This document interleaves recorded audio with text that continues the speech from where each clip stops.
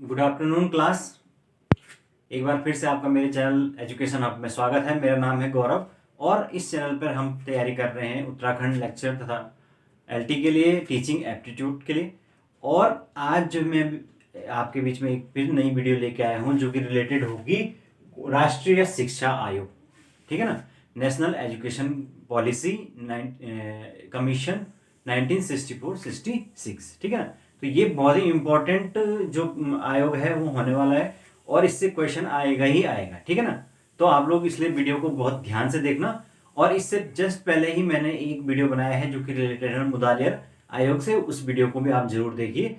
पूरे के पूरे जो है चीज़ें मैंने उसके अंदर बहुत ही संक्षिप्त तरीके से समझा दी। तो मुझे पता है आप लोगों ने, जिसने नहीं देखी वो जाके प्लेलिस्ट में चेक कर लीजिए और देख लीजिए उस वीडियो को, ठीक है। तो चलिए, आज जो हम अभी मैं नया एक जो शुरू कर रहा हूँ वो है आपका राष्ट्रीय शिक्षा आयोग, ठीक है ना। तो राष्ट्रीय शिक्षा आयोग 1964-66, तो जो भारत सरकार है उसने जो है वो भारत की जो शिक्षा है या स्कूली जो शिक्षा है उस पर एक विस्तृत रिपोर्ट को तैयार करने के लिए एक विस्तृत अध्ययन करवाया, जिसकी अध्यक्षता की उन्होंने किसने की? दौलत सिंह कोठारी, ठीक है ना। तो जो दौलत सिंह कोठारी हैं वो उनको इसका एक चेयरमैन नियुक्त किया गया कि आपके नेतृत्व में क्या किया जाए, एक विस्तृत अध्ययन कराया जाए स्कूली शिक्षा का। आजादी के बाद पहली बार ऐसा था कि इतने ज्यादा डिटेल लेवल पर जो है वो स्कूली शिक्षा के हर एक पहलू का क्या किया गया, अध्ययन किया गया और उसके हर एक पहलू के ऊपर रिपोर्ट अपनी प्रस्तुत की गई। न केवल स्कूली शिक्षा बल्कि विश्वविद्यालय तक की शिक्षा के ऊपर भी इन्होंने अपनी बातें की, लेकिन मेनली फोकस जो है वो स्कूली शिक्षा पर इस आयोग का रहा। तो इन्हीं के नाम से जो दौलत सिंह कोठारी हैं, इन्हीं के नाम से जो है इस आयोग का नाम कोठारी आयोग, कोठारी कमीशन पड़ा, ठीक है। तो ज्यादातर जो क्वेश्चंस है वो कोठारी कमीशन के नाम से ही आते हैं। तो पहला क्वेश्चन यही आएगा कि कोठारी कमीशन को दूसरे अन्य नाम से किस नाम से जाना जाता है? तो राष्ट्रीय शिक्षा आयोग। तो इसमें आपने कंफ्यूज नहीं होना है, ठीक है ना। ये राष्ट्रीय शिक्षा आयोग है और जो सबसे पहले हमने पढ़ा था राधा कृष्ण आयोग, वो आपके ये विश्वविद्यालय शिक्षा आयोग है। तो ये दोनों ही चीजें हैं। और जो हमने मुदालियर आयोग पढ़ा वो है माध्यमिक शिक्षा आयोग। तो ये इनके जो अल्टरनेटिव नाम है वो भी आपने याद रखने, तो ठीक है। तो मेरे ख्याल से अब आप समझ गए होंगे। तो हम चलिए आगे देखते हैं कि इसमें क्या क्या चीजें बोली गई। तो सबसे पहले इसका जो स्लोगन वाक्य था वो क्या था? वो है भारत का भविष्य कक्षाओं से आने वाला है, ठीक है ना। तो इन्होंने जो अपना स्लोगन वाक्य उसमें बोला कि भारत का जो भविष्य है वो कक्षाओं से, जाहिर सी बात है जो हमारी क्लासेस हैं उन्हीं से निकल के जो टैलेंट आएगा उस वही भारत के कल के भविष्य को डिसाइड करने वाला है, ठीक है ना। भारत का भविष्य भारत के युवा होते हैं, है ना। नेक्स्ट अब हम बात करते हैं, अध्यक्ष की हमने बात कर दी। अब हम बात करते हैं कि इसका उद्देश्य क्या था। तो उद्देश्य था भारतीय स्कूली शिक्षा की गहन समीक्षा करना, ठीक है ना। उसके लिए जो है वो यहाँ पर कौन कौन से इसके सदस्य थे? तो अध्यक्ष तो मैंने बता दिया सदस्यों में, और जो इसके सचिव थे वो थे जेपी नायक, ठीक है ना। उसके अलावा इसमें थे 17 टोटल मेंबर, जिसमें 6 विदेशी मेंबर और 11 भारतीय मेंबर थे। विदेशी जो 6 मेंबर हैं वो विदेशी थे, ठीक है। उनको इसलिए शामिल किया गया था क्योंकि अलग अलग देशों के वो विशेषज्ञ थे। वहां के जो सिस्टम है किस प्रकार से उसमें अच्छी जो चीजें हैं उनको किस प्रकार से अडॉप्ट किया जाए, वो उस चीज के लिए जो है वो विदेशी लोगों को भी इसके अंदर रखा गया था, ठीक है ना। तो ये उसके बाद इन्होंने जो काम है उसके लिए जो है वो 12 टास्क फोर्स बनाई और 7 स्टडी ग्रुप बनाए। टास्क फोर्स का मतलब होता है कि अलग अलग चीजों को, छोटी छोटी चीजों पर काम करने के लिए छोटे छोटे टास्क अलग अलग लोगों को हेडेड कर दिए जाते हैं और उन्हीं को हम क्या कहते हैं? Task force. और 7 वर्किंग स्टडी ग्रुप जो कि क्या करेंगे, पूरे देश के अंदर जाके क्या करेंगे, अलग अलग स्कूलों में, कॉलेजेस के अंदर लोगों से बात करेंगे, जो बड़े बड़े शिक्षाविद हैं उनसे बात करेंगे, मुलाकात करेंगे, शिक्षा की समस्याओं को जानेंगे, गहराई से उसका अध्ययन करेंगे और फिर अपना जो फीडबैक है वो कमेटी के पास देंगे। कमेटी उसके बाद उसका रिकमेंडेशन गवर्नमेंट को देगी। इस प्रकार से ये काम करते हैं वर्किंग ग्रुप, ठीक है ना। तो इस प्रकार से 17 सदस्य जिसमें 6 विदेशी और 11 भारतीय थे और 12 टास्क फोर्स इन्होंने बनाई और 7 स्टडी ग्रुप बनाए, ठीक है ना। इतना समझ गए। उसके बाद इन्होंने जो आयोग है उसका जो गठन हो गया, भाई भारत सरकार ने बोल दिया 14 जून 1964 को आयोग का गठन हो गया और इसने अपना 14 जुलाई 1964 को काम करना भी चालू कर दिया। फाइनली जब 2 साल जो है स्टडी जो ग्रुप है उन्होंने स्टडी की, वर्किंग ग्रुप जो है टास्क फोर्स ने काम किया, 2 साल के गहन कर, आप सोच सकते हैं संविधान के निर्माण में भी 2 साल से थोड़ा ही कम, इतना ही 2 साल के आसपास वक्त लगा है। तो उतने वक्त में ही ये जो है ये पॉलिसी बनके तैयार हुई है। इसीलिए आज तक भी जो है इस पॉलिसी के बारे में चर्चाएं होती हैं और इस पॉलिसी की रिकमेंडेशन को लागू करने की बात होती है। इतना जो है वो डीप स्टडी इसमें की गई थी। तो 2 साल के बाद फाइनली 29 जून 1966 को इन्होंने भारत सरकार को अपनी रिपोर्ट सौंप दी। ठीक है, और वहां पर किसको सौंपेगी? Submitted to MC Chagla. MC Chagla तत्कालीन जो हमारे शिक्षा मंत्री हुआ करते थे, उनको ये रिपोर्ट सबमिट कर दी गई। ठीक है, उसके बाद नेक्स्ट है कि थोड़ा डीएस जो कोठारी है उनके बारे में जान लेते हैं। तो जो दौलत सिंह कोठारी हैं, डॉक्टर दौलत सिंह कोठारी, तो ये हमारे रक्षा जो मंत्रालय है उसमें वैज्ञानिक सलाहकार रहे और 10 वर्षों तक ये चेयरमैन रहे यूजीसी यानी यूनिवर्सिटी ग्रांट कमीशन के 10 साल के चेयरमैन रहे। और जो हमारे प्रथम प्रधानमंत्री हैं नेहरू जी, उनकी जो है ये वैज्ञानिक सलाहकार भी रहे। यानी कि जो नेहरू के वैज्ञानिक सलाहकारों में जैसे होमी जहांगीर भाभा, सर्वपल्ली राधाकृष्णन, इतने बड़े बड़े नामों के बीच में इनका नाम भी आता था। तो आप समझ सकते हैं ये कितने बड़े बुद्धिजीवी उस जमाने के रहे होंगे। इसीलिए जो है इनकी अध्यक्षता में इस कमीशन को पंडित जवाहरलाल नेहरू ने नियुक्त किया था। ठीक है ना, जो कि हमारे प्रथम प्रधानमंत्री थे। तो उसके बाद नेहरू जी जो ये रिपोर्ट है ये इनकी अध्यक्षता में तैयार की गई। अब इन्होंने जब गहन स्थिति की तो आखिर क्या क्या इनकी सिफारिशें दी, सबसे पहले हम ये देख लेते हैं। तो 3 चीजों के बारे में मेनली इसमें बात हुई कि आंतरिक परावर्तन, शिक्षा के जो अंदर जो है चीजें हैं उसमें आंतरिक परावर्तन करना है। दूसरा गुणात्मक परावर्तन, यानी कि क्वालिटेटिव रूप से जो है वो किस प्रकार से चेंज लाया जाए किसके अंदर, स्कूली शिक्षा अंदर, उस पर बात की। और तीसरी शैक्षणिक सुविधाओं का विस्तार, किस जो शिक्षा की सुविधाएं हैं वो देश के अंदर ज्यादा से ज्यादा उसका फैलाव किस प्रकार से हो, किस प्रकार से हर एक बच्चे तक जो है एजुकेशन पहुंचे, उसके बारे में इन्होंने बात की। तो इस तरीके से इनकी 3 चीजों का रिकमेंडेशन हम देख लेते हैं कि क्या क्या थी।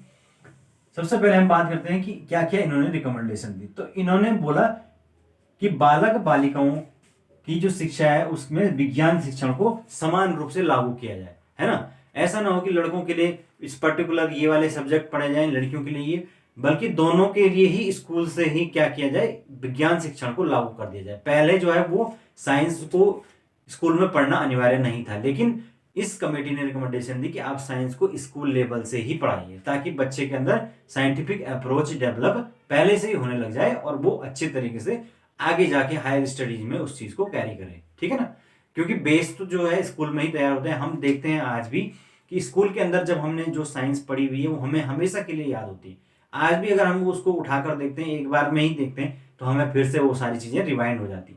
तो ये है नींव जो है स्कूल से ही पढ़ जाती है। अगर डायरेक्ट कोई हमको बड़ी क्लासेस में आके साइंस पढ़ाए और बचपन से ना सिखाए तो हमें चीजें समझ में नहीं आएगी, क्योंकि हमारे कॉन्सेप्ट नहीं डेवलप होंगे।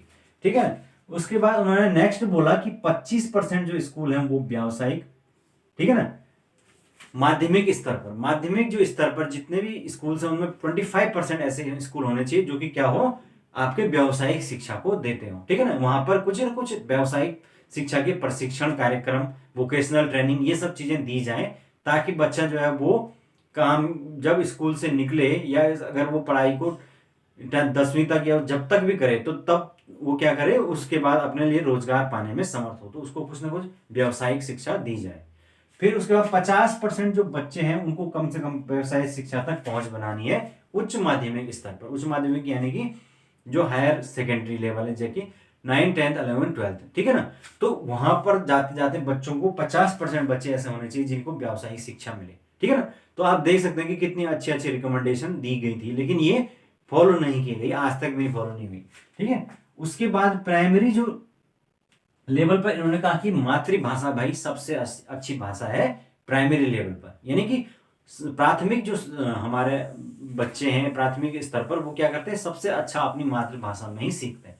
वर्तमान में भी जो नई एजुकेशन पॉलिसी आई है 2020, उसमें भी ये बात प्रमुखता से बोली गई कि प्राइमरी लेवल पर जो है वो मातृभाषा में ही शिक्षण होना चाहिए। ठीक है, हालांकि इन्होंने कहा कि जो अपर लेवल है उस पर भी जो हमारी क्षेत्रीय भाषाएं उनका संरक्षण का प्रयास लगातार किया जाना चाहिए। ठीक है, उसके बाद जो है नेक्स्ट हम बात करते हैं कि स्ट्रक्चर के बारे में इन्होंने क्या बोला। तो स्ट्रक्चर पे इन्होंने कहा कि 1 से 3 वर्ष पूर्व विद्यालय शिक्षा, है ना, पूर्व विद्यालय शिक्षा यानी प्री स्कूल एजुकेशन, जिसके अंतर्गत आज जो हम बात करते हैं नर्सरी, एलकेजी, यूकेजी, ये क्या होता है, प्री मतलब स्कूल एजुकेशन है। तो ये तब से ही आया, उससे पहले ये कॉन्सेप्ट नहीं था भारत के अंदर कि जो है प्री स्कूल भी एजुकेशन होनी चाहिए। तो ये इन्होंने कहा कि कम से कम ये 1 से 3 साल तक प्री स्कूल की एजुकेशन की जाए, और जब 6 वर्ष पूरे हो जाए बालक के, तब उसको कक्षा 1 में प्रवेश दिया जाए। ठीक है ना। उसके बाद नेक्स्ट उन्होंने बात की विषय विभाजन 10वीं के बाद, यानी 10th तक बच्चे को वैसे ही सारे कॉमन सब्जेक्ट्स को पढ़ने दिया जाए, और उसके बाद जो है विषय विभाजन किया जाता है। आप जानते हैं पहले 8th के बाद ही कर देते थे, लेकिन बाद में उन्होंने कहा कि 10th तक जो है कॉमन सब्जेक्ट रख के 10th के बाद जो है वो स्ट्रीम्स को अलग किया जाए। ठीक है ना, जिसमें हम साइंस लेते हैं, आर्ट्स लेते हैं, कॉमर्स लेते हैं, ये सारी स्ट्रीम्स अलग की जाए। वर्तमान में उस स्ट्रीम्स को पूरी तरीके से समाप्त कर दिया गया है नई एजुकेशन पॉलिसी के अंदर। मैं सेपरेट एक बाद में एक वीडियो इसके ऊपर भी बनाऊंगा। अब तो आप फ्लेक्सिबिलिटी रूप से जो साइंस है उसके साथ आर्ट्स भी ले सकते हैं, साइंस के सब्जेक्ट फिजिक्स के साथ आप बायोलॉजी ले सकते हैं, या चाहे तो आप ज्योग्राफी ले सकते हैं, चाहे पॉलिटी ले सकते हैं। तो ये अब नई उसमें फ्लेक्सिबिलिटी डाल दी गई है। फिर जो है वो स्ट्रक्चर के बारे में जो है लागू किया गया, वो है 10+2+3 का स्ट्रक्चर, यानी कि 10वीं तक की पढ़ाई, फिर उसके बाद 2 साल 11th और 12th यानी हायर सेकेंडरी, और 3 साल का डिग्री जो है स्ट्रक्चर। तो ये 10+2+3 का स्ट्रक्चर, जिसको अगर हमें तोड़ के देखूं तो 5 साल जो है वो क्या हो गया आपका प्राथमिक, जिसमें फिर 3 साल का क्या हो गया लोअर सेकेंडरी, फिर 2 साल का क्या हो गया हायर सेकेंडरी, और फिर 2 साल का 11th और 12th। ठीक है ना। तो इस प्रकार से ये स्ट्रक्चर मैंने ये छोटे छोटे उसमें तोड़कर दिखा दिया। मेनली आप याद रख सकते हैं कि 10+2+3 का स्ट्रक्चर था। ठीक है ना। फिर है 3 वर्ष का डिग्री कोर्स। ये तो पहले भी जो हमारे आयोग आए हैं उन्होंने ऑलरेडी रिकमेंडेशन दी थी। फिर 2 या 3 वर्ष का सेकेंडरी डिग्री कोर्स, जो यानी मास्टर जो डिग्री है वो या तो 2 वर्ष की हो या 3 वर्ष की हो, ये इन्होंने कहा अपने रिकमेंडेशन में। फिर नेक्स्ट जो इन्होंने बात की वो की 2 या 3 वर्ष के क्या होनी चाहिए रिसर्च, यानी कि शोध। उसके बाद जब पीजी हो जाए उसके बाद 2 से 3 साल का शोध होना चाहिए। फिर 2 प्रकार के स्कूलों की इन्होंने बात की। आप जानते हैं कि उस टाइम पर हर कोई बच्चा क्या नहीं होता था, 11th 12th तक नहीं पढ़ता था, तो इसीलिए हर जगह पर सीधे सीधे इंटरमीडिएट स्कूल खोलने संभव नहीं थे। इसीलिए इन्होंने कहा कि 2 प्रकार के स्कूल खोले जाएं। एक तो हो गए हाई स्कूल जहां पर कि केवल 10th तक की पढ़ाई होगी, और दूसरे होंगे हायर सेकेंडरी स्कूल जहां भी 11th और 12th की भी पढ़ाई होगी। तो वो छात्र संख्या के हिसाब से ही देखा जाएगा। इस प्रकार के रिकमेंडेशन दी। फिर इन्होंने कहा कि 10 वर्ष बाद पहली जो है वो एक्सटर्नल एग्जाम ली जाए। जब बच्चा कम से कम 10 साल की स्कूली पढ़ाई पूरी कर जाए तो पहला बाह्य एग्जाम लिया जाए, यानी कि बोर्ड की बात की थी। तो जो बोर्ड का कॉन्सेप्ट है वो यहीं पे से आया है कि 10 साल बाद आप पहला एक्सटर्नल एग्जाम इनसे लीजिए। ठीक है ना, ताकि बच्चे का ये नॉलेज चेक हो पाए कि वो वाकई में हर परिस्थिति में, या बाहर के जो टीचर्स हैं वो जब मार्किंग करें तो किस प्रकार से जो बच्चा अपना परफॉर्म कर पाएगा। तो ये इसलिए किया गया। फिर नेक्स्ट जो इंपॉर्टेंट कॉन्सेप्ट है वो है प्रौढ़ शिक्षा 15 से 30 वर्ष, है ना। तो ये भी इंपॉर्टेंट है कि प्रौढ़ शिक्षा की पहली जो बात इन्होंने ही की थी कोठारी कमीशन के अंदर, जिसके अंदर उन्होंने कहा कि जो 15 से 30 साल के बच्चे हैं जो कि स्कूल नहीं जा पाए हैं उनको वापस स्कूल में उनको पढ़ाया जाए।